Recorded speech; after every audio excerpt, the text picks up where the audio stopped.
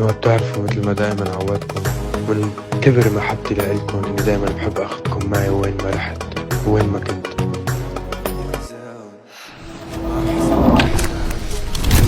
خلينا انام تركتني بحزاني ويا بيني كل احزان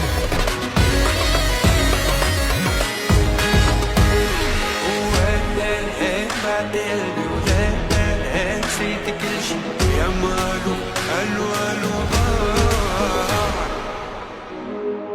بحبكم كتير وبتعرفوا إنه أنتوا السبب إني أنا هون اليوم، وإن شاء الله الله يقدرني أعطيكم قد ما بتعطوني حب وحنان.